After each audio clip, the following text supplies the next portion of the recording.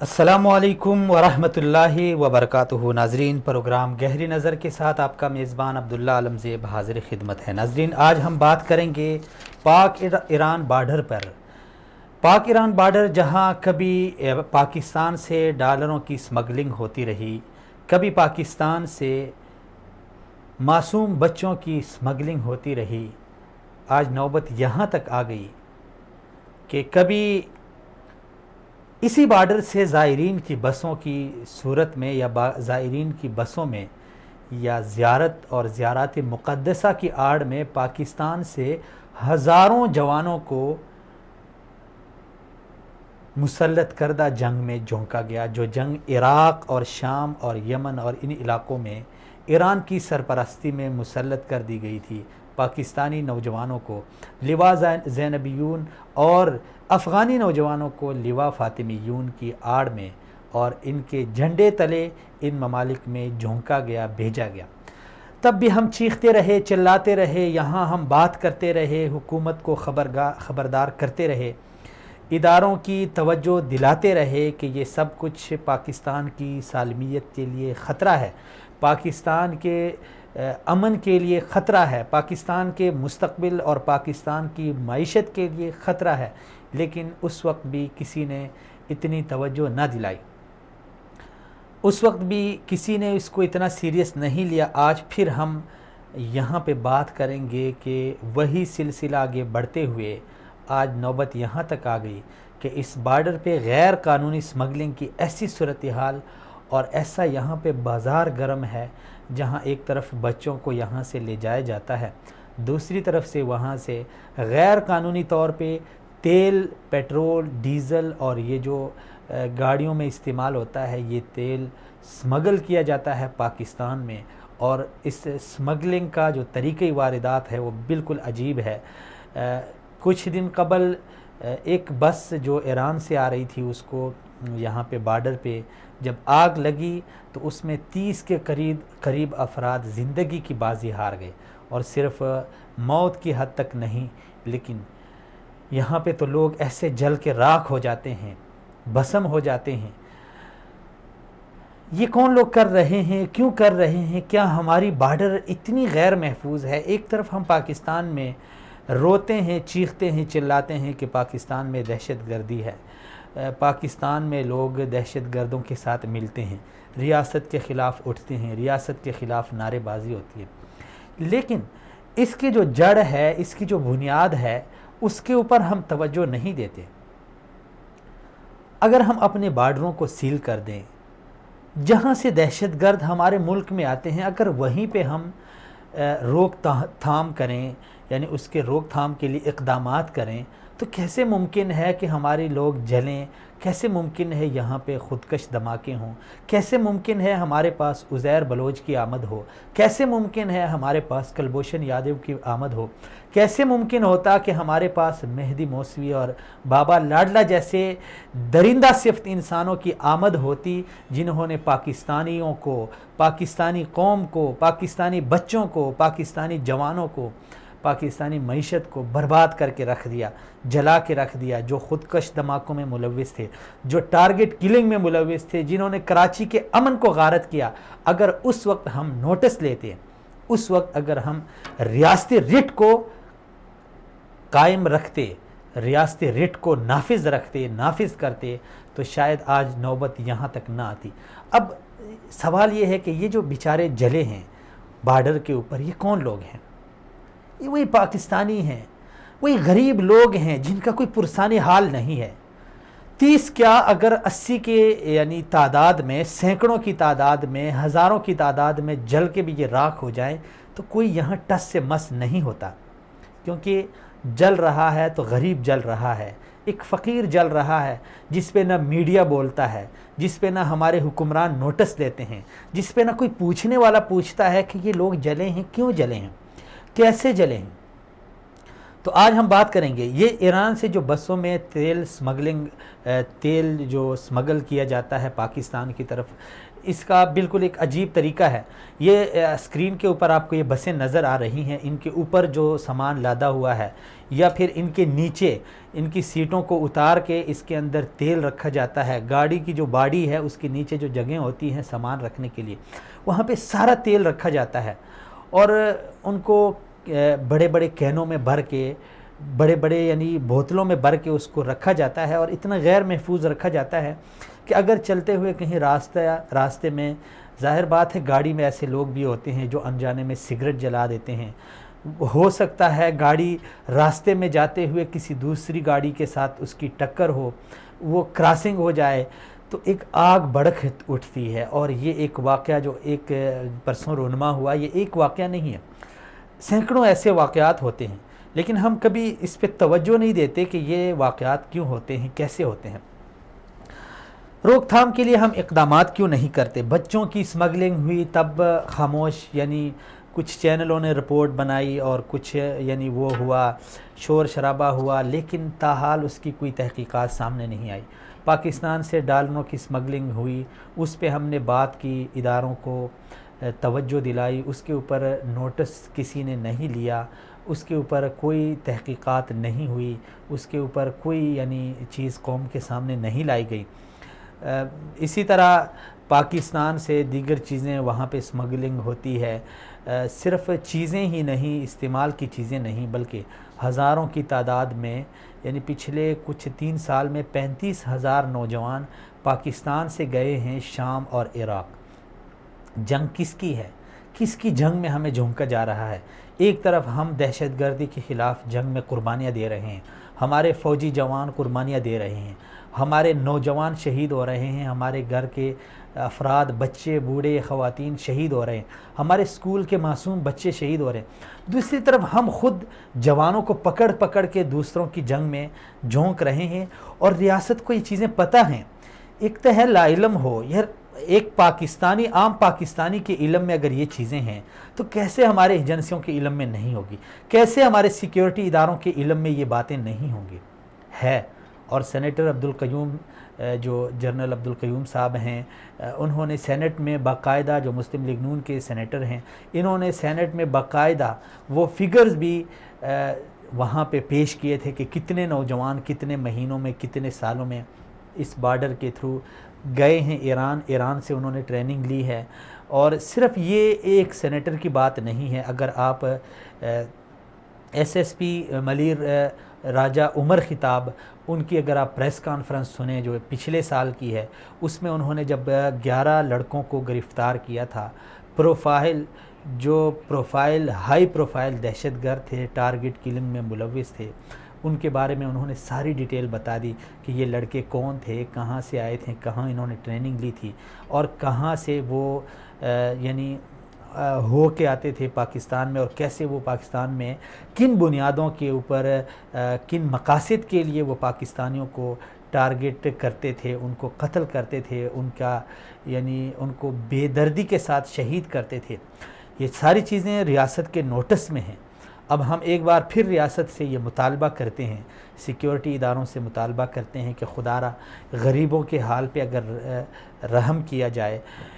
अगर ये लोग इस तरह के गैर कानूनी काम करते हैं, मसलन बसों के थ्रू ये तेल की स्मगलिंग करते हैं या दीगर जो ज़रूरियात हैं, ज़िंदगी हैं, उनकी स्मगलिंग करते हैं या ईरान लेके जाते हैं या ईरान लेके जाते हैं, और अगर आप इनके ऊपर चेकअप यानी इनका नहीं कर सकते, तलाशी नहीं ले सकते, इनको चेक नहीं कर सकते, बॉर्डर पे इनको क्लियर करके आर पार आने जाने नहीं, ये चीज़ें अगर आप नहीं कर सकते तो फिर ठीक है, आप यहाँ के लोग जिनका कारोबार इसके साथ वाबस्ता है, जो जिनकी रोटी रोज़ी का ये मसला है, तो फिर आप उनको लीगल कोई एक रास्ता बताएं, उनको लीगल तरीके से फिर ये काम करने दें।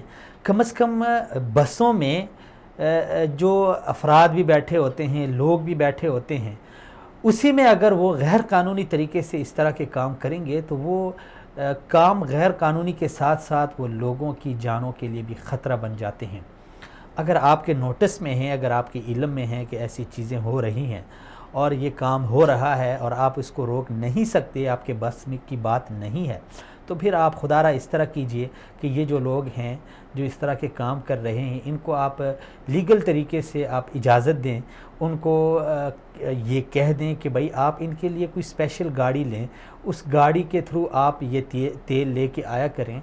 ये क्या बात हुई, आप बस के नीचे से सीटें उतार देते हैं या सीटों के नीचे से आप बोतलें रख देते हैं, कैन रख देते हैं, और फिर रास्ते में जाते हुए खुदा न खास्ता अगर कहीं पे कोई सिगरेट जला देता है, कहीं पे गाड़ी किसी दूसरी गाड़ी के साथ मामूली सी टक्कर लेती है, तो फिर उसमें एक ही बस में, एक ही गाड़ी में 30 और 40 तक के अफराद यानी जल जाते हैं, उनकी ज़िंदगी ख़त्म हो जाती है। अब बताया जाए जो लोग ये गैर कानूनी काम करते हैं वो तो हो गए गैर कानूनी, लेकिन जो लोग वहाँ पे जल गए, जिन लोगों के यानी घर उजड़ गए, जिन लोगों के सहारे उजड़ गए, उनका ज़िम्मेदार कौन होगा? इसमें फिर हम मुतालबा किससे करें, सवाल किससे करें? बॉर्डर पे हमारी सिक्योरिटी मौजूद है, सिक्योरिटी हमने इसीलिए वहाँ पे खड़ी की है, रखी है कि यहाँ से जो बंदा जाएगा, वहाँ से जो बंदा आएगा, जो गाड़ी गुज़र के आएगी या जो गाड़ी यहाँ से गुज़र के जाएगी, उसको चेक किया जाए, उसको एक कानूनी तरीका मुहैया किया जाए। अगर उसमें ऐसी यानी इंसानियत सोज़ मवाद उन्होंने रखा हुआ है तो फिर उस पर नोटिस लिया जाए, उसके ख़िलाफ़ कार्रवाई की जाए, ज़िम्मेदारों को कटहरे में खड़ा किया जाए, ज़िम्मेदारों का कड़ा एहतिसाब किया जाए। इंसानी जानों का ज़िया ये कब तक होता रहेगा इस इलाके में और इस बॉर्डर एरिया में? नूर अहमद काकड़ साहब हमारे साथ हैं, उनसे बात करते हैं। अस्सलाम वालेकुम रहमतुल्लाह व बरकातहू।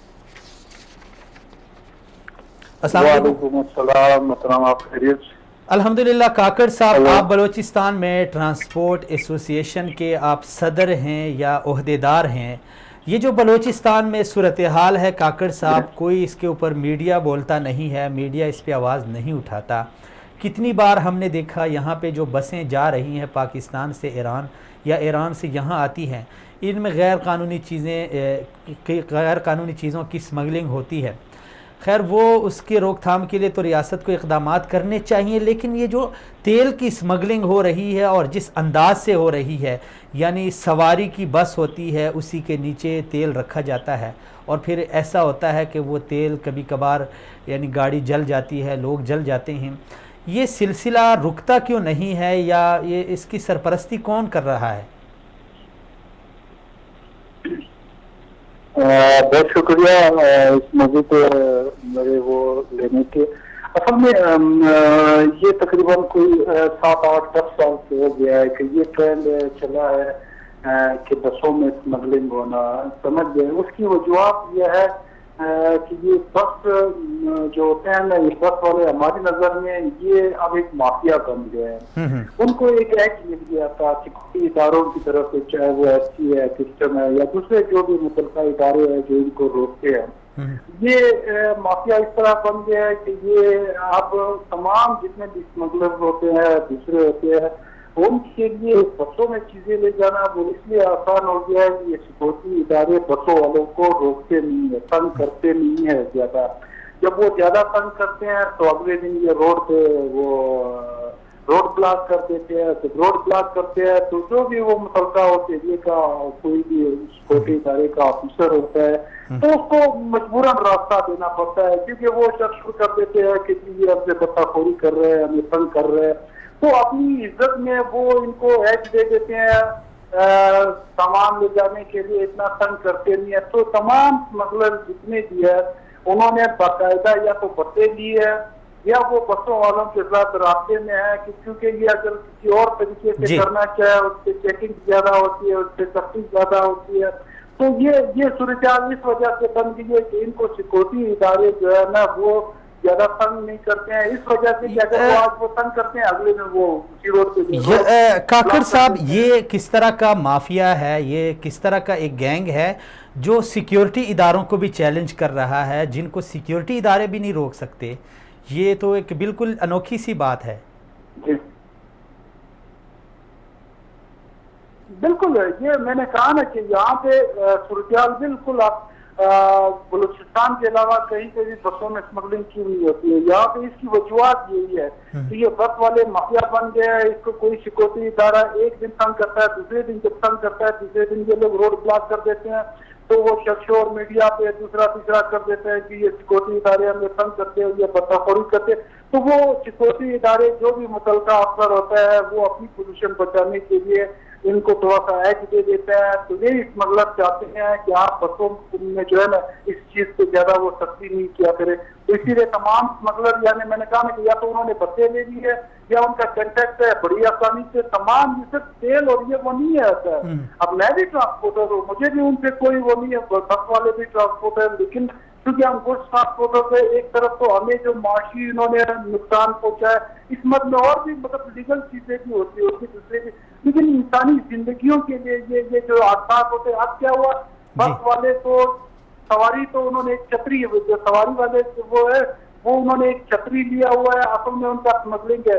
तो वो जब इंसान उसके साथ बैठे हुए होते हैं तो वो जल्द से जल्द पहुंचने की उसको सवारी की कोई परवाह नहीं होती, उसको सवारी की नाराजगी से कोई परवाह नहीं होती। ठीक है, सवारी से एक छतरी है, असल में तो उसका स्मगलिंग का काम है जिससे उसको लाखों रुपए मिल रहे होते हैं, सवारी से उसको क्या मिल रहे होते हैं। तो इस वजह से ये हादसा भी होते हैं।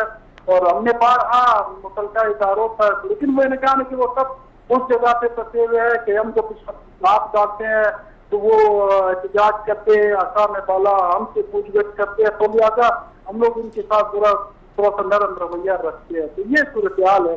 तो मुसाफिरों का कोई ख्याल नहीं करता, उसने स्मगलिंग का माल उठाया हुआ होता है, समझ के उसको सवारियों को कोई परवाह नहीं है। रोज हादसा होते हैं, रोज लोग मरते हैं।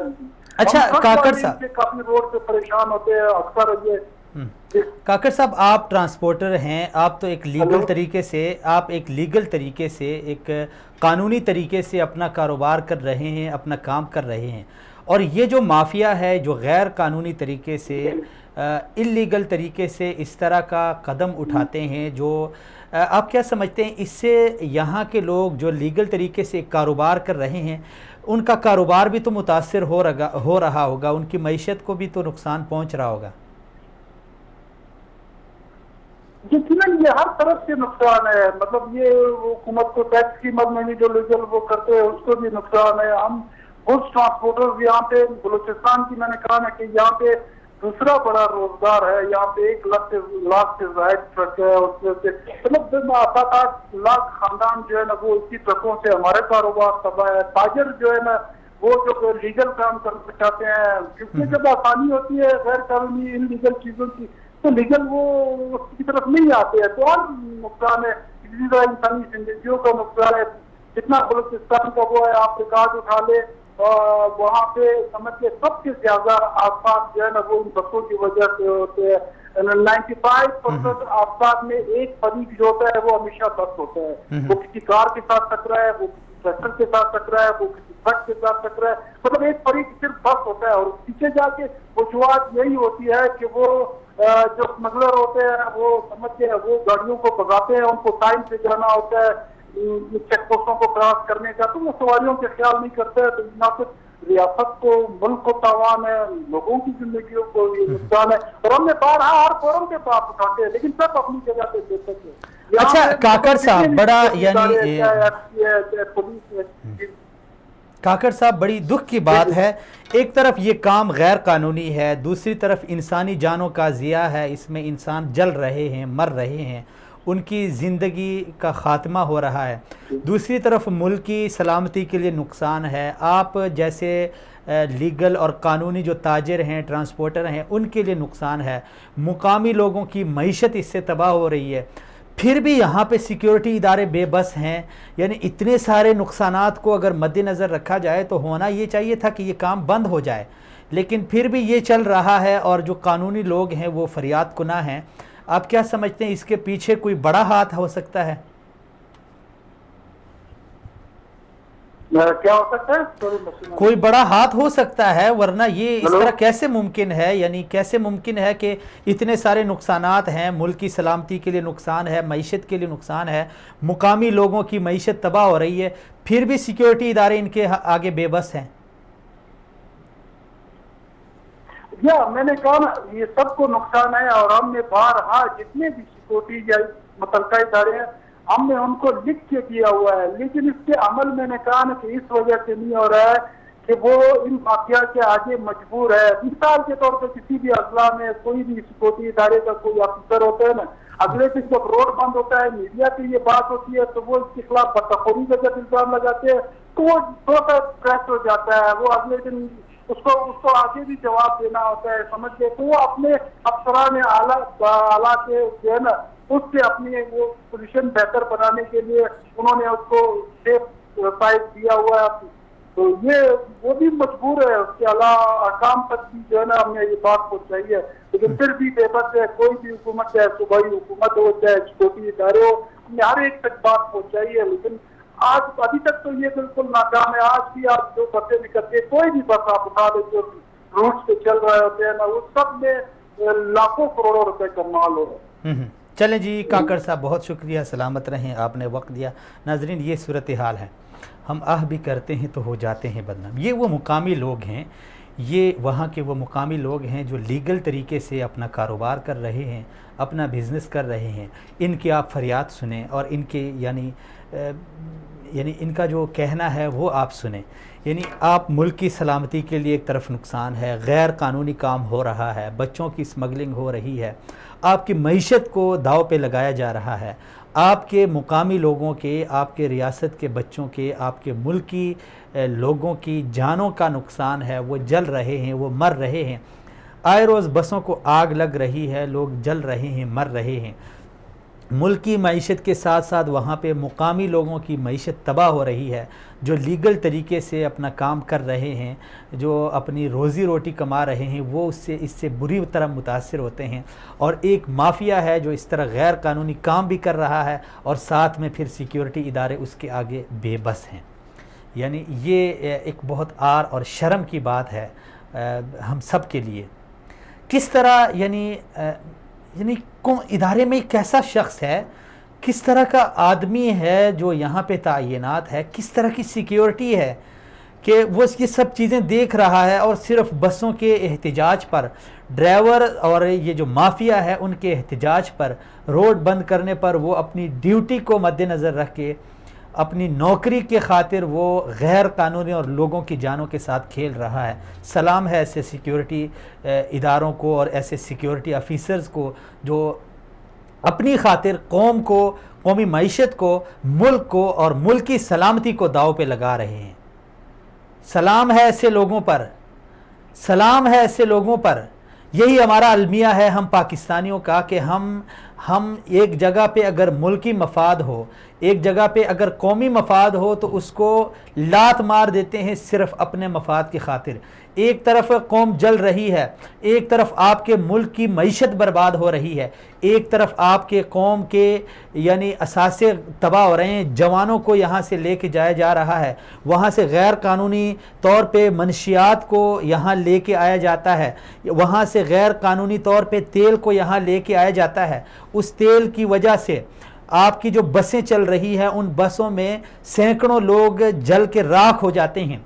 आप इन सारी चीज़ों को देख रहे हैं भी, और फिर वही माफिया जो ऐसा गैर कानूनी काम कर रहा है, अगर वो एक दिन आप उनके ऊपर नोटिस देते हैं, वो बसों को खड़ा करके एहतजाज करते हैं, धरना दे देते हैं, तो अगले रोज़ आप अपनी ड्यूटी को, अपनी इज़्ज़त को बचाने के लिए, अपनी नौकरी को बचाने के लिए आप उस गैर कानूनी काम की इजाज़त देते हैं। कोई पाकिस्तान में ऐसा ऑफिसर नहीं है जो यहाँ पे अपनी ड्यूटी को लात मारे, यहाँ पे अपनी नौकरी को लात मारे और मुल्क की सलामती की खातिर पकड़ ले ऐसे लोगों को, हाथ डाले ऐसे माफियाज के ऊपर जो मुल्क के साथ खेल रहे हैं, जो मुल्क की मईशत के साथ।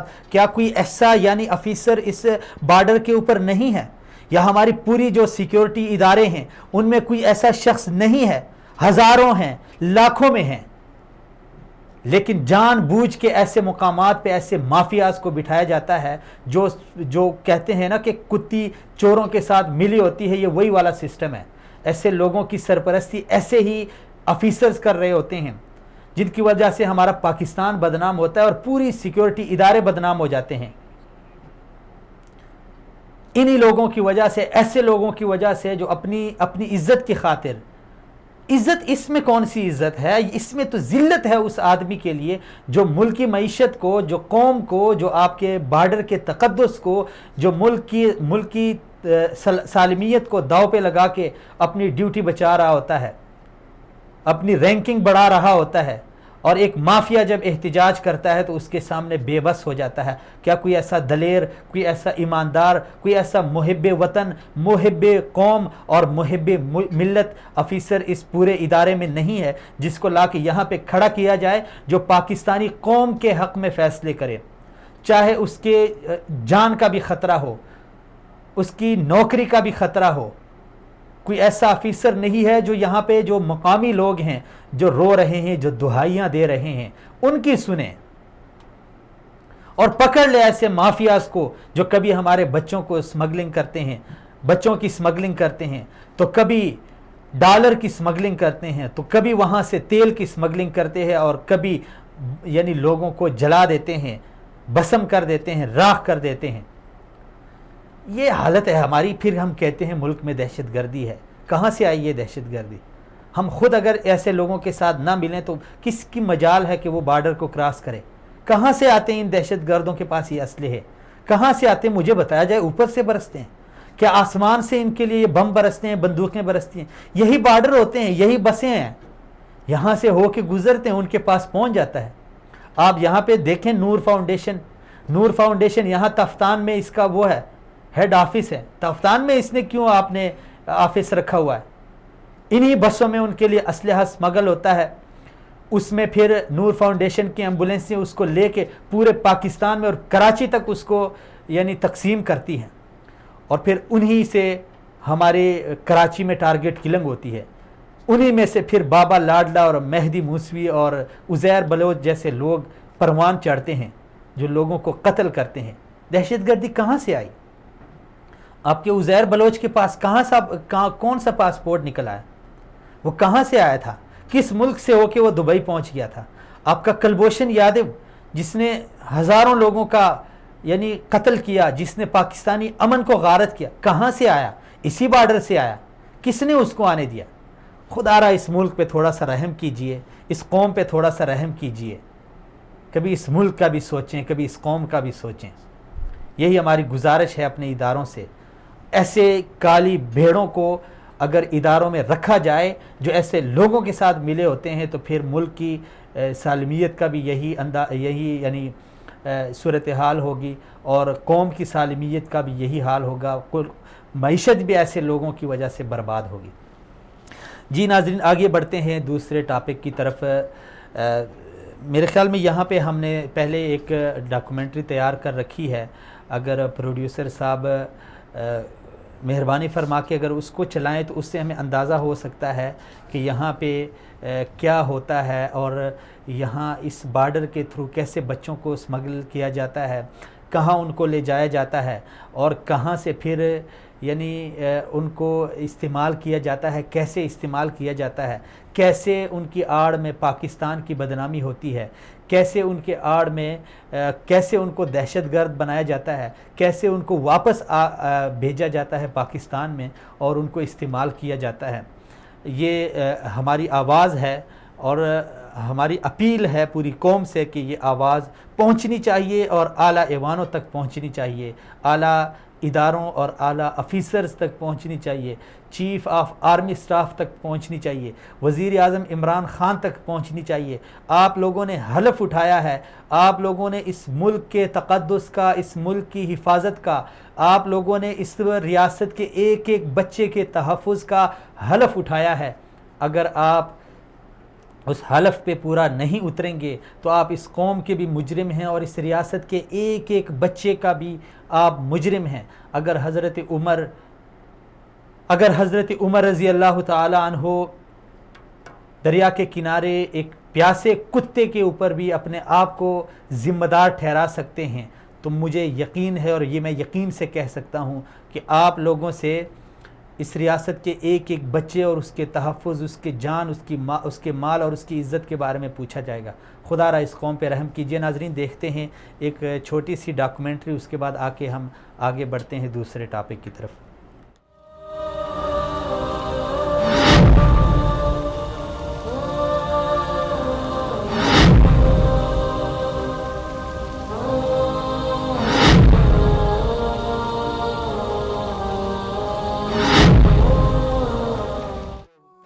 ताज़ा वाक़या है, पाक ईरान सरहद पर एक ऐसा टैंकर पकड़ा गया है जिसमें पाकिस्तान से छोटे बच्चों और बच्चियों की ईरान स्मगलिंग की जा रही थी। और आपको आगाह करेंगे, पाकिस्तान के मुख्तलिफ इलाकों से अगवा किए गए बच्चे ईरान से बाजियाब। आपको आगाह करें, ईरानी हुदूद से LPG टैंकर से 15 बच्चे बाजियाब किए गए। जब से इस वाक़े की वीडियो सोशल मीडिया पर वायरल हुई है, सोशल मीडिया के सारिफीन हुकूमत से मुतालबा कर रहे हैं कि फौरी इस वाक़े की शफाफ तहकीकात की जाए। इस वाक़े ने पाकिस्तानियों के दिल दहला दिए हैं। टैंकर से बरामद मासूम बच्चों की चीखो पुकार ने पूरी कौम को मगमूम कर दिया है। इस वाक़े की शफाफ तहकीकात से उन केसेस तक भी पहुँचना आसान होगा जो बच्चों के अगवा से मुताल्लिक दर्ज होते हैं। वतन अजीज में सालाना हजारों बच्चे और बच्चियां अगवा होते हैं। उनमें से बहुत कम घरों को लौटते हैं। बाकी बच्चों से मुताल्लिक मालूम नहीं होता कि उन्हें आसमान ने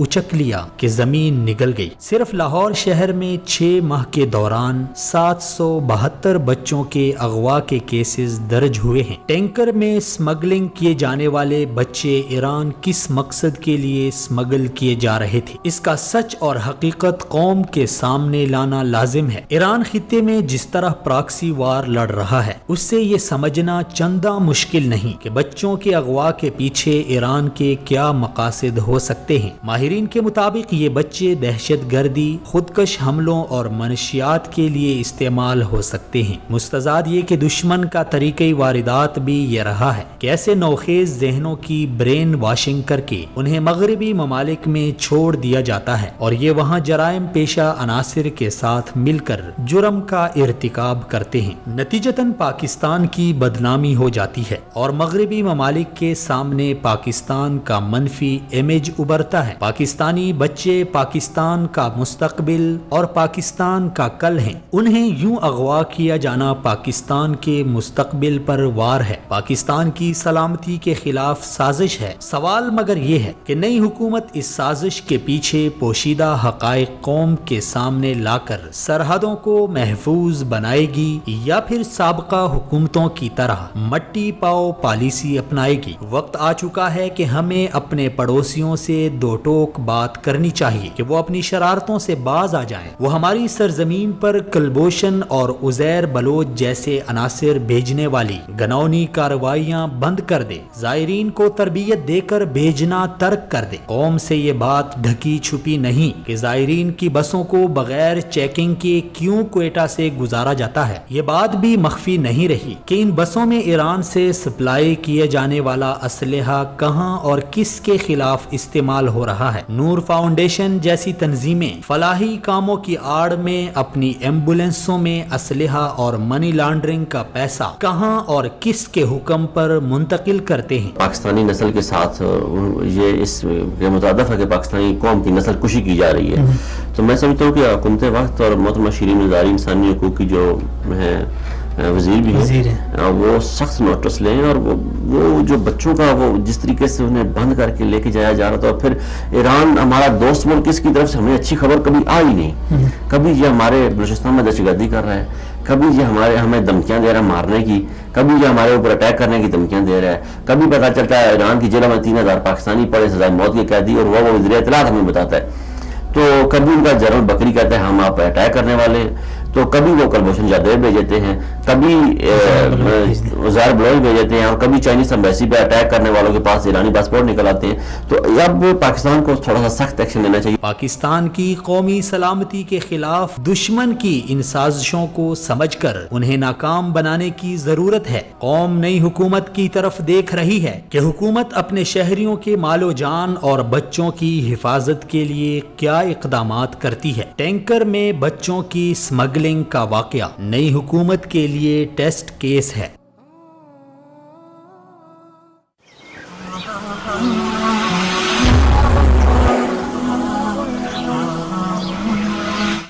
वेलकम बैक नाजरीन, एक बार फिर आप नाजरीन को खुशामदीद। नाजरीन, बात करेंगे पाक अफ़गान अफ़गान अमन मुज़ाकरात के हवाले से। अफ़गान अमन मुज़ाकरात बड़े यानी ड्रामाई मोड में बड़ी उनमें सनसनीखेज़ी आती है, फिर एक नया रुख इख्तियार कर लेते हैं, फिर उसमें बड़ी हलचल होती है, बड़ी पेशरफ्त होती है, फिर एक नया मोड़ इख्तियार कर लेते हैं, एक नया रुख इख्तियार कर लेते हैं। अभी हालिया ख़बरें ये हैं कि अफ़गान तालिबान चूँकि अमेरिका के साथ तो पहले उन्होंने मुज़ाकरात कर लिए थे, लेकिन ज़ाहिर बात है एक तीसरा फ़रीक भी था जिसको बाज़ लोगों का ये कहना था कि अगर उसको नज़रअंदाज कर भी लिया जाए तो इतना बड़ा मसला नहीं है, यानी कि अफ़गान हुकूमत, क्योंकि अफ़गान हुकूमत बज़ात ख़ुद वो आई नहीं है, वो एक कठपुतली हुकूमत है, उसे लाया गया है, उसे मुसल्लत किया गया है। इसीलिए अफ़गान तालिबान ने भी उन्हें पहले नज़रअंदाज किया और उनका यही कहना था कि हम इनके साथ नहीं बल्कि बिला वास्ता हम अमेरिका के साथ मुज़ाकरात करेंगे। उन्होंने नज़रअंदाज किया तो ज़ाहिर बात है हुकूमत है, जो भी है कमज़ोर सही, कठपुतली सही, लेकिन एक उसकी एक साख होती है, अपनी साख की बहाली के लिए उन्होंने शोर मचाना शुरू किया और उन्होंने ये कहा कि अफ़गान हुकूमत को नज़रअंदाज करना ये क़तन दुरुस्त नहीं है। अगर अफ़गान तालिबान ने अमेरिका के साथ मुज़ाकरात कर भी लिए हैं और अमेरिका इसके लिए राज़ी हो भी गया है कि वो अफ़गानिस्तान से इनखिला करे, अपनी फ़ौजें लेके यहाँ से चला जाए, लेकिन फिर भी पीछे बाज़ लोगों का ये कहना था कि पीछे चूँकि हुकूमत है, काफ़ी अफ़गान फ़ोर्स अभी काफ़ी ट्रेन हो गई है, उन्होंने नेटो की अफवाज से ट्रेनिंग ली है, इंडिया की फ़ौज से उन्होंने ट्रेनिंग ली है, अगरचे उनकी वो ट्रेनिंग बिल्कुल खोखली किस्म की है, क्योंकि इंडियन फ़ौज बज़ाते ख़ुद एक खोखली फ़ौज है। तो ज़ाहिर बात है पीछे बाज़ लोगों का ये कहना था कि अगर वो डायरेक्ट अमेरिका के साथ मुज़ाकरात करें और अफ़गान हुकूमत को नज़रअंदाज करें तो अमेरिका के चले जाने के बाद ये अफ़गान तालिबान और हुकूमत के माबैन चपकलश जारी रहेगी और एक क्लैश जारी रहेगा। तो अभी क्या उसकी सूरत हाल है, इस हवाले से माहिर अफ़गान उमूर जनाब शाहिदुल्लाह अख़ुन साहब हमारे साथ हैं। अस्सलाम वालेकुम शाहिद साहब। शाहिद साहब बहुत शुक्रिया, सलामत रहें। शाहिद साहब, अफ़गान अमन मुज़ाकरात उसमें पेशरफ्त भी होती रही और फिर तातुल के शिकार भी होते रहे।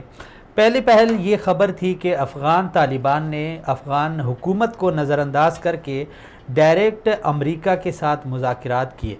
अभी ये ख़बरें आ रही हैं कि मास्को में अफ़गान तालिबान अफ़गान हुकूमत के साथ मुज़ाकरात के लिए बैठ गए हैं।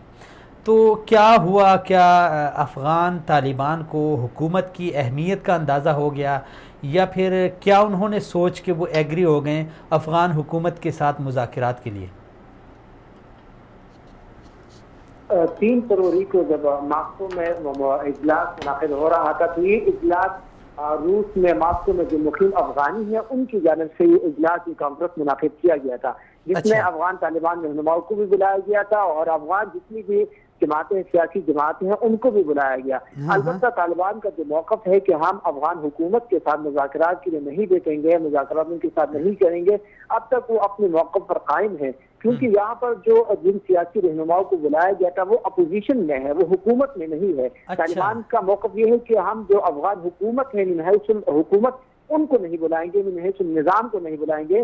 जो बाकी जमातें अपोजिशन है जिनके साथ हो सकता है तालिबान के ताल्लुकात अभी बढ़ जाए और राब्ते उनके साथ बढ़ जाए, उनको बुलाया गया है। तो तालिबान का मौक़िफ़ वही है। सिर्फ अफगानिस्तान में जो मुख्य अपोजिशन लीडरान है, सियासी जमात है, उनको भी बुलाया गया था, जिनमें हामिद करज़ई भी शामिल है, तो सिर्फ उनको बुलाया गया है, हुकूमत को नहीं बुलाया गया। तो अब कब तालिबान अपने मौक़िफ़ पर कायम है, उनसे हटे हुए नहीं है। तो क्या इस इजलास में क्या तय पाया है अपोजिशन की जानिब से, यानी अपोजिशन ने अफ़गान तालिबान को अपने साथ क्यों बिठाया? क्या वो इस तरह तो नहीं है कि अपोजिशन हुकूमत के ख़िलाफ़ अफ़गान तालिबान को अपने साथ मिला के हुकूमत के लिए जो अभी इस वक्त बरसरी इक़्तिदार है उसके लिए मुश्किल पैदा करने की सोच तो नहीं रही? नहीं, देखिए यहाँ पर जो इजलास मुनाक़िद हुआ है मास्को में, इसकी बुनियादी तौर पर 3 मकासद थे, बड़े मकासद। पहला तो ये था कि जो अमरीकी इनखिला हो रहा है उन पर पूरी अफगान कौम को एतमाद में लिया जाए। अपोजिशन में जितनी भी सियासी जमातें अफगानिस्तान की उनको सबको रहनुमाओं को बुलाया गया था ताकि पूरे अफगान कौम को एतमाद में लिया जाए। और यही हुआ कि यहाँ मास्को में जो इजलास मुनाक़िद हुआ, कॉन्फ्रेंस हुई, इसमें सब इस बात पर मुत्तफ़िक़ हुए। उन्होंने इस्तराहत किया कि यहाँ पर अमरीकियों का अब निकलना जरूरी है, अमरीकी यहाँ अफगानिस्तान से निकल जाए। तो इस बिना पर उन्होंने जो है उनको बुलाया था। दूसरा सबसे बड़ा मकसद ये था कि जब अमरीकी इनखला यहाँ से हो जाएगा, अमरीकी फौज यहाँ से इनखला करेंगे, तो इसके बाद की जो सूरत हाल है, हमारी जो दाखिला पॉलिसी है उन पर नजर दौड़ाना था, जिनमें पहले ये थे कि हुकूमत किस तरह कायम करनी है, यानी इस्लामी निज़ाम जो तालिबान चाहते हैं कि भाई हर सूरत हम इस्लामी निज़ाम की हाकिमियत और यहाँ पर उनकी मलकियत चाहते हैं, तो इसके लिए उनको एतमाद में लेना था। उस पर भी पेशरफ्त हुई, उस पर भी उन्होंने जो है वो उनकी जो एतराज़ात तहफ़्फ़ुज़ात अफ़गान कौम की, अफ़गान सियासी रहनुमाओं की, उनके तहफ़्फ़ुज़ात को दूर किया गया। और तीसरी जो वहाँ पर अफगानिस्तान में जो अमन के लिहाज से है कि अमन का क्या होगा, अफगान जो तालिबान को अफगान दूसरी उनकी जानब से जो है वो लड़ाई का सामना हो सकता था, बदनामी का सामना हो सकता था, उसके लिए जो है उन पर बात हुई, उन पर जो है उनकी तहफ़्फ़ुज़ात वो दूर की गई कि जब अमरीकी यहाँ से निकल जाएंगे तो हमारे भाई है, अफगान जितने भी लोग हैं वो हमारे भाई है, उनके साथ हम मिल बैठ कर ये जो है वो काम जो वो है मसाइल अपने हल करेंगे। खुदा न खास्ता ऐसा ना हो कि अमरीकी निकल जाए तो हम 17 साल बाद 40 साल बाद फिर इस दोबारा जंग में चले जाए। तो बुनियादी तौर पर इन मकासद के लिए उन लोगों को बुलाया गया था, हुकूमत के मुखालिफ इनको नहीं बुलाया गया था। अच्छा, तो शाहिद साहब अभी बात करते हैं थोड़ा सा अफ़गान अमन मुज़ाकरात में और इस पूरे एक प्रोसेस में पाकिस्तान के किरदार के हवाले से, चूँकि आपने भी बज़ाते ख़ुद भी लिखा था और कुछ लोग ऐसे हैं पाकिस्तान में, बहुत बड़े बड़े नाम हैं, मैं नाम नहीं लेता, वीडियो बाकायदा उनकी वायरल हुई है, उन्होंने यकसर मुस्तरद किया है पाकिस्तानी किरदार को इस सारे यानी जो हलचल हो रही है मुज़ाकरात की, ख़ासकर नई हुकूमत का जो किरदार रहा है इसमें, उसको मुस्तरद किया है कि ये हुकूमत ऐसे ही क्रेडिट ले रही है, बाकी ऐसा कुछ भी नहीं है। अफ़गान तालिबान और अमेरिका के माबैन जो मुज़ाकरात हो रहे हैं इसमें पाकिस्तान का कुछ भी किरदार नहीं है। तो आप क्या कहते हैं इस हवाले से? देखिए, शुरू में जब अमेरिका की जानिब से ये कहा गया कि हम अफगान तालिबान के साथ मुज़ाकरात के लिए तैयार हैं, तो इसमें सबसे ज्यादा किरदार जो है पाक फौज के जो सरबराह है जिन्होंने कमर जावेद बाजवा साहब, उन्होंने सबसे बड़ा किरदार अदा किया। अमेरिकी वफद यहाँ पर आई, उन्होंने यहाँ पर इस बात का तबादला ख्याल किया गया। इसके बाद इसमें जो है वो पेशरफ्त हुई। तो बुनियादी तौर पर जो मुज़ाकरात की तालिबान जो है वो राजी हुई, तो इसमें सबसे बड़ा किरदार जो है पाक फौज के सरबराह ने अदा किया। और फिर जो है वो इमरान खान साहब की हुकूमत ने भी इसमें एक बहुत बड़ा किरदार अदा किया। इसलिए कि इमरान खान साहब की हुकूमत को मुल्क पाकिस्तान को जो सबसे बड़ा खतरा है वो दहशतगर्दी का है और उसको इससे निपटना उसके लिए ज्यादा लाजमी और जरूरी है। तो पाकिस्तान ने उस सिलसिले में बड़ा किरदार अदा किया। फिर आपने देखा होगा कि जब इमरान खान साहब की हुकूमत आई तो डोनाल्ड ट्रंप, अमेरिकी सदर डोनाल्ड ट्रंप के और इमरान खान साहब के माबैन ट्विटर पर एक जो है वो बहस भी हुई और बहरात का वो तबादला भी हुआ। तो दोनों ममालिक के दरमियान जो है ताल्लुकात खराब थे। लेकिन जब अमरीकी सदर को ये लगा कि अब तालिबान मुज़ाकरात के लिए राजी हो चुके हैं, तो अमरीकी सदर फौरन वो उन्होंने पाकिस्तान के मुतालिब में पॉलिसी तब्दील की और पाकिस्तान के जो है उनके हाँ में हाँ मिलाने लगे। तो ये पाकिस्तान ही का किरदार था कि उन्होंने उनको मुज़ाकरात के लिए राजी किया, वरना जो ट्रंप की ये बात नहीं रही थी। और फिर जो उन लोगों का कहना है कि इस वक्त आई थी हामिद साहब की जो आई थी, उन्होंने उसमें कहा था कि पाकिस्तान का कोई किरदार नहीं है। तो बात दरअसल ये थी कि उन्होंने जो मिसाल के तौर पर दी है कि वहाँ तालिबान यहाँ पर इस्लामाबाद आए थे, फिर उन्होंने जो है इमरान खान से मुलाकात की इकरार की, तो इसकी कोई हकीकत नहीं है, तमाम बातों से हम वाकिफ हैं। तो वो दरअसल बात थी कि इस्लामाबाद में अफगान तालिबान के जो रहनुमा थे वो यहाँ पर आए इस्लामाबाद में।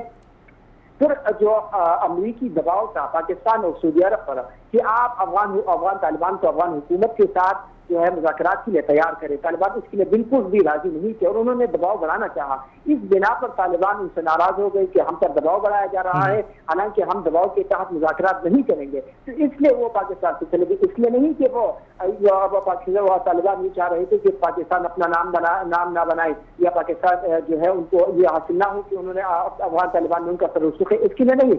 अब अफगान तालिबान का आज नया बयान सामने आया है कि जहाँ पर भी जिन लोगों ने भी हमें बुलाया है, हमारे साथ बैठना चाहते हैं, हम उसको खुशी उनको कबूल करते हैं, इसलिए कि तो हमारी फतह की निशानी है। तो बुनियादी तौर पर तालिबान जो है वो भी चाहते हैं कि हमारा जो भी है तमाम मालिक के साथ ताल्लुकात सही रहे। तो उनकी कोई ऐसी पॉलिसी नहीं गई है कि वो जो है उनके कहने पर के नाम बढ़ाने के लिए, इस बिना पर अपने उसको बिताने के लिए उनके मुज़ाकरात जो है वो उनकी पेशकश को रद्द कर दे। चलें शाहिद साहब, बहुत शुक्रिया, सलामत रहें, आपने वक्त दिया। जी नाजरीन, ये बात मैंने इसलिए अर्ज़ की है कि कुछ लोग पाकिस्तान में ऐसे हैं जिन्होंने बिल्कुल यकसर मुस्तरद किया है पाकिस्तान के किरदार को, और इस पूरी गेम में जो चल रही है पाक या अफ़गान अमन मुज़ाकरात में, इसमें जो पाकिस्तान का किरदार है उन्होंने मुस्तरद किया है कि पाकिस्तान का और बिलखुसूस नई हुकूमत जो आई है पाकिस्तान तहरीक इंसाफ की, अगर ये इस तरह का कोई क्रेडिट लेती है कि हमने इसमें बढ़ चढ़ के हिस्सा लिया है और हमने ही इस बात को आगे चलाया है, तो ये बात बिल्कुल ठीक नहीं है, दुरुस्त नहीं है।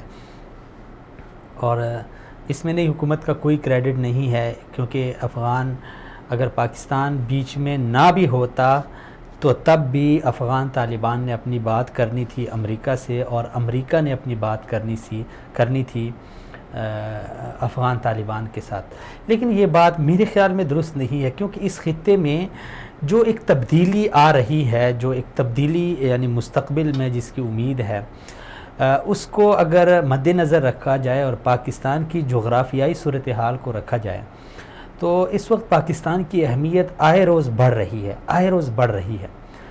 और उसके लिए ज़ाहिर बात है यहाँ ख़ित्ते में जो भी आएगा, जो भी यानी काम होगा, जो भी पेशरफ्त होगी मुआशी एतबार से, इक़्तिसादी हवाले से, दिफाई हवाले से, कोई भी सुपर पावर आए, इवन कि चाइना है, रशिया है, अभी दुनिया में इस वक्त माजी की सुपर पावर रशिया है, हाल की अमेरिका है, मुस्तक़बिल की चाइना है, तीनों इस वक्त पाकिस्तान के सामने घुटने टेकने पे मजबूर है। इसका मतलब है कि पाकिस्तान के किरदार, पाकिस्तान की अहमियत से किसी सूरत इनकार यानी ये मुमकिन ही नहीं है, और महाल है कि हम ऐसा यानी कुछ सोच भी सकें, क्योंकि पाकिस्तान इस खित्ते में सबकी नज़रों का महवर है। और ऐसी ख़ासकर अफ़गानिस्तान के हवाले से, अफ़गानिस्तान के अमन के हवाले से, वहाँ की यानी जो मुस्तक़बिल के हवाले से, सिर्फ़ अभी नहीं माजी में भी इस तरह की जो भी कार्रवाइयाँ हुई हैं, इवन कि जंगें हुई हैं, रशिया यहाँ पे आया है, अमेरिका यहाँ आया है, जब तक पाकिस्तान का किरदार उसमें से आप निकालें तो उसमें पीछे कुछ भी नहीं रहता। अगर रशिया यहाँ पे आया और उसको भगाया है किसी ने, तो वो पाकिस्तान की कौम थी, पाकिस्तान की अफवाज थी, क्योंकि रशिया के इरादे अफ़गानिस्तान तक महदूद नहीं थे। वो पाकिस्तान के गर्म पानियों तक अपनी रसाई हर सूरत चाहता था, इसलिए उसके सामने बंद बांधना ज़रूरी था। अमेरिका आया, हमसे थोड़ी सी गलती हुई, हमने अपने अड्डे दिए, उसको रास्ता दिया, वहाँ पे अगरचे गलती हो गई, लेकिन वहाँ पे भी अगर आप देखें, वहाँ पाकिस्तान के किरदार को आप यानी माइनस नहीं कर सकते, साइड पे नहीं लगा सकते। तो ये इस तरह की बात कहना, मेरे ख़्याल में ये उनका हामिद मीर साहब का अपना एक वो हो सकता है, और उन्होंने किस बुनियाद पे की होगी, लेकिन इस पे आजकल बड़ी यानी गर्मा गर्म बहस हो रही है कि किस तरह यानी एक बहुत बड़े सहाफ़ी ने पाकिस्तान के किरदार और नई हुकूमत के किरदार को बिल्कुल वहाँ पे यानी बिल्कुल सिरे से नज़रअंदाज किया, बल्कि उसको ख़त्म ही कर दिया। खैर, मुस्तक़बिल में देखते हैं इस हवाले से क्या होता है। बड़ी हलचल हो रही है। उम्मीद यही है कि अफ़गानिस्तान में दोबारा से अमन बहाल होगा और फिर से पाक अफ़गान ताल्लुक़ात हमारे वो तो अज़ल से अबद तक हैं, लेकिन मज़ीद मुस्तहकम होने की बड़ी वाज़ेह और रोशन उम्मीदें हैं और रखनी भी चाहिए। आगे बढ़ते हैं नाज़रीन। पाकिस्तान तहरीक इंसाफ के हवाले से एक एतराज़ ये किया जा रहा था कि पाकिस्तान तहरीक इंसाफ ने जो एहतिसाब का अमल शुरू किया है, उस एहतिसाब में सिर्फ़ अपोजिशन को रगड़ा लग रहा है और अपोजिशन को लताड़ा जा रहा है, अपोजिशन को घसीटा जा रहा है, जबकि हुकूमत के अपने बहुत सारे ऐसे लोग हैं जो नैब में केसेस उनके चल रहे हैं, उनकी यानी फ़ाइलें खुली हुई हैं, लेकिन वो ताहाल हुकूमत के बड़े बड़े ओहदों पे फाइज़ हैं। उसमें चंद मिसालें दी जाती हैं अलीम ख़ान की, जिनके बारे में तो ये कल परसों उन्हें गिरफ़्तार किया गया है। इसी तरह परवेज़ खटक साहब इस वक्त हमारे वज़ीर दिफा हैं, उनका केस चल रहा है नैब में, लेकिन ताहाल वो अपने ओहदे पे बराजमान हैं। इसी तरह महमूद ख़ान हैं, KP के CM हैं, चीफ़ मिनिस्टर हैं, वो भी ताहाल अपने ओहदे पे बराजमान हैं और अपने ओहदे पे फ़ाइज़ हैं, अगरचे उनके ख़िलाफ़ केसेस चल रहे हैं। इसी तरह बहुत सारे नाम हैं PTI में, और जो नैब ज़दा लोग हैं उनकी अगर लिस्ट को देखा जाए तो उसमें 32 से 36 अफराद हुकूमत की पार्टी के हैं, जिनमें से बहुत सारे इस वक्त बरसरी इक़्तिदार भी हैं और बहुत बड़े बड़े ओहदों पे फाइज़ भी हैं। अपोजिशन की तरफ से ये एक एतराज़ था, एक सवाल उठाया जा रहा था कि ये जो एहतिसाब हो रहा है ये इसमें तफरीक है, बिला तफरीक नहीं है, इसमें सिर्फ अपोजिशन के लोगों को रगड़ा लग रहा है। लेकिन कल परसों ही नैब ने जब अब्दुल अलीम ख़ान को गिरफ़्तार किया है तो क्या अपोजिशन का वो इतराज़ ख़त्म हुआ है या नहीं, इस हवाले से बात करते हैं सीनियर तज्ज़ियाकार जनाब नासिर मलिक साहब से। अस्सलाम वालेकुम मलिक साहब। वालेकुम अस्सलाम व रहमतुल्लाह। मलिक साहब बहुत शुक्रिया, अल्हम्दुलिल्लाह बहुत शुक्रिया मलिक साहब, आपने वक्त दिया इतनी मसरूफियत में। मलिक साहब, ये जो एहतिसाब के अमल पे एतराज़ात हो रहे हैं PTI के, एतराज़ तो पहले भी था, लेकिन अभी जब एक बाबर आवान साहब ने इस्तीफ़ा दे दिया अपने ओहदे से, इसी तरह आज़म सवाती मुस्ताफ़ी हुए, अभी अब्दुल अलीम ख़ान गिरफ़्तार हो गए, तो क्या जो एतराज़ था वो थोड़ा सा मांद पड़ गया है या फिर उसी तरह बरकरार है? अब्दुल्ला भाई बहुत शुक्रिया, आपने मुझे मौका दिया इज़हार ख्याल का। सबसे पहले तो मैं आपको ये बताना चाहता हूँ कि मेरे नज़दीक और हर वो शख्स जो पाकिस्तान की तारीख को समझता है और पाकिस्तान की तारीख में होने वाले खलवाड़ों को समझता है, वो बहुत अच्छी तरह जानता है कि PTI कोई सियासी जमात नहीं है। ये एजेंसियों का इकट्ठा करदा फुजला है, सियासी फुजला, जिनको इकट्ठा किया गया और मुसल्लत किया गया 29 सीटों से 119 सीटें की करके सिर्फ एक मखसूस ग्रोह के मफादात को प्रोटेक्ट करने के लिए। अब जिन लोगों की कोई इखलाकी और आईनी और कानूनी हैसियत हो ही नहीं, उनको इस मेयार पे तोलने का मेरे ख्याल में कोई जवाब नहीं बनता। दूसरी बात यह है कि अगर यहाँ पे इंसाफ की आप बात कर रहे हैं ना कि इंसाफ हो, इंसाफ करने के लिए जजेस की जरूरत होती है। अब हमारे मुल्क में और दुनिया भर में सुप्रीम कोर्ट जो होता है वो दुनिया का सबसे बड़ा इदारा होता है इंसाफ का जी। हमारी बदकिस्मती ये है कि इंसाफ करने वाले इस इदारे में एक बागी गद्दार वतन, आलमी दहशतगर्द मुशर्रफ की जाती वफादारी का PCO के तहत हलफ उठाने वाले लोग मुनसफ बनकर बैठे हुए हैं। तो अब आप मुझे बताएं कि फिर हम कहाँ इंसाफ की तवक्को करें? ये एक पूरा खेल है। नैब एक माफिया का हिस्सा है, ये वो माफिया है जिसका मुल्क पे कब्जा है, जिन्होंने कौम के मैंडेट पे डाका डाला है, जिन्होंने पाकिस्तान को बर्बाद करने में कोई कसर नहीं छोड़ी, जिनके नजदीक इंसानों की और इंसानी हुकूक की कोई वैल्यू नहीं है, जिनके नजदीक पाकिस्तान का आईन एक रद्दी का टुकड़ा है। इन लोगों को अखलाकियात का ये ड्रामा है और ये ड्रामा उसी स्क्रिप्ट राइटर ने स्टेज किया है जिसने 29 सीटों वाले को 119 सीटें दिलवाई हैं। इमरान खान, सबको पता है कि इमरान खान ना तो वजीर आजम है ना उसकी वजीर आजम वाली हैसियत है। अगर उसकी वजीर आजम वाली हैसियत होती है, उसको खुद भी पता है कि मैं कितना वजीर आजम हूँ, 29 सीटों के साथ मुझे जो सीटें दिलवाएगी तो वो उतना ही वजीर आजम है। अगर वो वजीर आजम होता तो वो ये ड्रामेबाजियां करने की बजाय कल जब सुप्रीम कोर्ट ऑफ पाकिस्तान के किसी PCO ज़दा एहलकार ने नहीं, सुप्रीम कोर्ट के जजेस ने ये फैसला दिया कि धरना जो है रियासत के ऊपर हमला था और दहशतगर्द जत्था जो इस्लामाबाद पे काबज था उसके ऊपर कुछ जो है जो सरकारी मुलाजमीन है वो उसमें मुलव्वस थे। तो इमरान खान अब तक उनके कोर्ट मार्शल का ऐलान करता, वो गिरफ्तार होते, वो जेलों में होते, तो हम समझते कि यार ये कोई मुल्क है, ये कोई रियासत है, यहाँ कोई निजाम है। ये सिर्फ उस सुप्रीम कोर्ट के फैसले से तवज्जो हटाने के लिए ये जो माफिया काबिज है इमरान खान, जिनका फेस सेविंग है, ये उन्होंने ड्रामा किया है। हम तो इस ड्रामे को और कोई भी बाशऊर इस ड्रामे को कहीं नहीं लिखता। ये सब फजूल कहानियां हैं, कोई साहब, आपने कल लिखा था अपनी फेसबुक के ऊपर के ये जो स्क्रिप्ट राइटर है ये अपनी तरह यानी कौम को अपनी तरह बेवकूफ़ समझता है। इस बात की आप थोड़ी सी वजाहत करेंगे, यानी इसमें कौन सा स्क्रिप्ट लिखा गया, यानी आप क्या समझते हैं कि अब्दुल अलीम ख़ान की जो गिरफ्तारी है ये एक ड्रामा था या एक स्क्रिप्ट जो लिखा गया था उसके मुताबिक ये ड्रामा? देखें, ये ड्रामा छोटा लफ्ज़ है, ये एक फ्रॉड था। सुप्रीम कोर्ट के फैसले को छुपाने के लिए कुछ रियासती मुलाजमीन और कुछ सियासी एहलकारों, सियासी किरदारों के गनौने और मकरू करतूतों को छुपाने के लिए ड्रामा किया गया। आपको पता है कि पूरे पाकिस्तान के मीडिया में सुप्रीम कोर्ट ऑफ पाकिस्तान ने यह फैसला दिया और लिखा कि तमाम चैनल और अखबारात को भेजा जाए। कौन है वो जिसने किसी टीवी चैनल पे उसकी खबर नहीं चलने दी इस फैसले की? पाकिस्तान मकबूजा रियासत है, यरगमाल रियासत है। इस रियासत की हकीकी आजादी की जंग लड़ने के लिए जरूरी है कि यहाँ जमहूरियत आए। जब तक जमहूरियत नहीं है, इस वक्त ये मार्शल लॉ है, बिल वास्ता मार्शल लॉ है, सब कुछ जर्नैलों की मर्जी से हो रहा है, ना यहाँ कोई कानून है ना कोई आइन है। अगर होता तो जो सिपा सलार साहब हैं उन्होंने सेनेट में कहा था कि अगर फौज धरने में मुलवस निकली तो मैं इस्तीफा दे दूंगा, तो अब तक उनका इस्तीफा आ जाना चाहिए था। जो लोग, ये दुनिया का वाहिद ड्रामा मुल्क है, मैं पूरी हिस्ट्री पढ़ पढ़ के पागल हो गया। मैंने दुनिया में ऐसा कोई मुल्क नहीं देखा जहां सरकारी मुलाजिम जो है अपनी रियासत के खिलाफ साजिश करते हो, उसके खिलाफ दहशत गर्दों के जत्थों के ऊपर हाथ रख के बगावतें कराते हो, धरने दिलवाते हो और रियासतें ब्लॉक कराते हो। तो ऐसे लोगों के होते हुए आप क्या समझते हैं कि ऐसे मुल्क को दुनिया, आलमी बरादरी कोई मुल्क समझती है? कौन सी चीज है ये?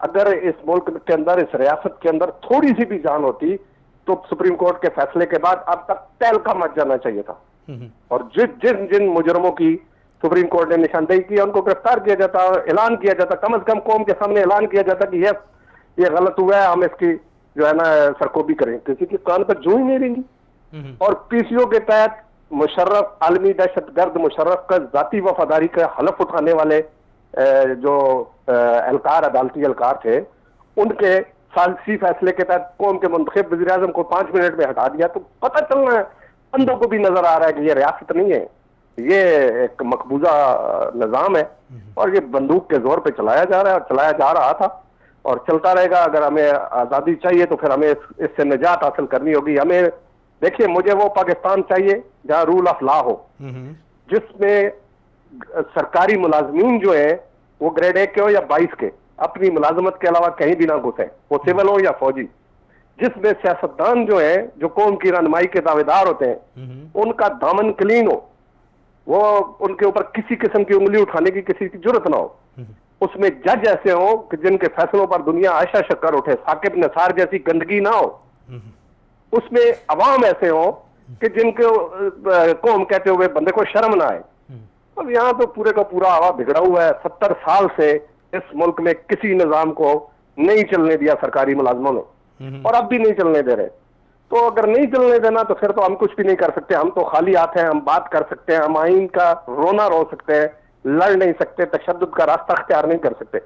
हमारा रास्ता अमन का रास्ता है, शऊर का रास्ता है, इंसाफ का रास्ता है, बराबरी का, मसवात का रास्ता है, आइन की सरबुलंदी का रास्ता है। अगर रियासती आइन पर कोई शख्स या कोई इदारा अमल नहीं करता तो हमें वो शख्स, वो इदारा कबूल ही नहीं है। चलें जी, उसके बगैर रियासत चल नहीं सकती। हमें कब ये कड़वे फैसले करेंगे कि आप देखें कि 21वीं सदी में बेशर्मी की इंतहा देखें कि अपनी रियासत के खिलाफ बगावत में कुछ जो है सरकारी मुलाजिम मुलवस है। भाई उनको लटकाओ यार। अगर ये कोई रियासत होती तो आज वो फैजाबाद चौक में लटके हुए होते। और हजार रुपए वो एक सरकारी मुलाजिम बांट रहा था। बेशर्मी की इंतहा है कि आज तक उसकी किसी ने जो है ना मजम्मत तक नहीं की इस पूरी कौम में। तो ये कौम को मैं क्या कहूँ। चलिए जी, बहुत शुक्रिया, बहुत शुक्रिया। सलामत रहें, आपने वक्त दिया। लटकाना तो यहाँ पे बड़ी दूर की बात है। ऐसे लोगों को जो माजरत के साथ इस तरह की बातें अभी हमारी इतनी जुर्रत भी नहीं है, क्योंकि पाकिस्तान में हमें इतना वो रखा हुआ है कि हम ऐसी बातें कर भी नहीं सकते, अपनी ज़ुबान पे ला भी नहीं सकते। क्योंकि अगर आप ऐसी बात कर भी लेते हैं तो आगे से फिर हज़ार तरह के यानी फतवे आपके ऊपर ठोंस दिए जाते हैं, हज़ार तरह के लेबल कहीं से गद्दार मिल्लत, गद्दार वतन और पता नहीं क्या क्या आपके ऊपर चस्पा हो जाते हैं। लेकिन खैर अलमिया तो है, इसको हमें मानना पड़ेगा। हकीकत से है, तल्ख सही लेकिन हकीकत है। कभी भी इस तरह के लोगों को यानी जो बाकायदा सरकार में होते हैं या किसी इदारे में होते हैं, वो इस तरह बड़े जुर्म करते हैं, तो हमेशा उनको बचाने के लिए रास्ते इख्तियार किए जाते हैं, बनाए जाते हैं। और अब तो मुसीबत ये है कि एक नया शोशा छोड़ दिया गया है JIT का। अगरचे JIT का जो नाम है वो है कुछ और, लेकिन उसका मकसद कुछ और है। आप देखें, कहीं पे अगर किसी गरीब के हाथ से कोई कत्ल होता है, कि गरीब के हाथ से कोई और कोई केस होता है, मुआशरा है, बहुत सारे मसाइल होते हैं, किसी गरीब के लिए JIT VIT का कोई तसव्वुर भी नहीं कर सकता कि उस बेचारे को भी थोड़ी सी मोहलत देने के लिए कोई तहकीकाती जुडिशल कमीशन एक बनाया जाए, इंक्वायरी के लिए उसका एक कमीशन बिठाया जाए, वो तहकीकात करे, कुछ भी नहीं होता। लेकिन जहाँ पे कोई सरकारी चोर, कोई सरकारी डाकू, कोई सरकारी कातिल, चाहे वो वर्दी में हो, बग़ैर वर्दी के हो, लेकिन बस हो एक आला ओहदे का सरकार के किसी इदारे में, उसके हाथ से मासूमों को गोलियां लगें, उनको भून डाला जाए, उनका यानी वहाँ पे खून किया जाए, तो फिर उसके लिए क्या बनता है, JIT, यानी उसको बचाने के लिए एक रास्ता।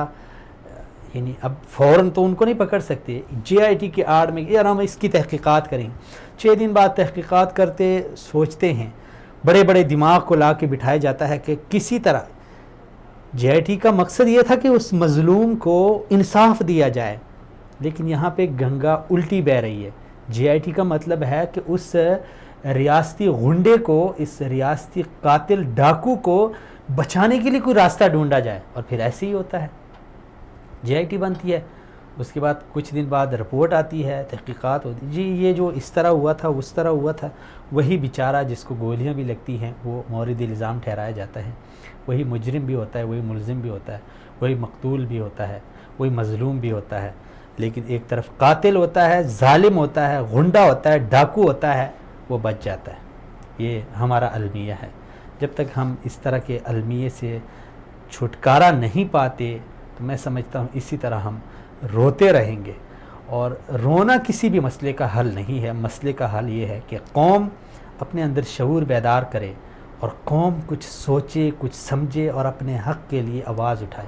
हमारा एक बड़ा अलमिया ये है कि इस तरह का एक सानहा हो जाता है, 2 दिन पूरी कौम चीखती है, फेसबुक, व्हाट्सएप, सोशल मीडिया के जितने भी प्लेटफॉर्म है उस पर चीख रहे होते हैं, हम मीडिया पे चीख रहे होते हैं, एहतिजाज भी करते हैं, लेकिन अगला सानहा होते ही पिछला हम भूल जाते हैं। फिर कुछ दिन उसमें मसरूफ़ रहते हैं, फिर अगला हो जाता है, कुछ दिन उसमें मसरूफ़ रहते हैं, पीछे जो हो गए। अभी कितने सारे हो गए, मैं आपको हाथ से गिनवा दूँ। यहाँ पे देखें, मौलाना समीउल हक साहब शहीद कर दिए गए, अभी तक हम चीखते रहे, चंद दिन शोर भी किया, ये हो जाए। उसके बाद ताहिर दावड़, एक पुलिस ऑफिसर, एक ईमानदार ऑफिसर को इस्लामाबाद से उठा के 17 दिन बाद उसकी लाश मिली। उसके बाद अली जैदी को कराची में कत्ल कर दिया गया। उसके बाद सानहा हुआ साहिवाल का। उसके बाद फरियाल, आयशा जैसी नन्ही मासूम बच्चियां मसली गई, उनकी यानी उनका रेप करके उन्हें कत्ल कर दिया गया। चंद दिन हमने शोर मचाया, चीखे चिल्लाए, आज मुझे बताए कौन याद कर रहा है। उसके बाद आप आ जाएं, ये अरमान लोनी, उसको पुलिस ऑफिसर ने गोलियां मार दी, सीधी सीधी सामने से गोलियां मार दी, बंदे को कत्ल कर दिया, शोर कर रहे हैं। अब देखें अगले चंद, अब मुझे ये जितने मैंने गिनवाए हैं, कोई एक बताएं जहाँ पे किसी को इंसाफ मिला, कोई एक मुझे बताएं जहाँ पे मुजरिम को पकड़ा गया हो और उसको कटहरे में खड़ा किया गया हो और उसको करार वाकई सज़ा मिली हो।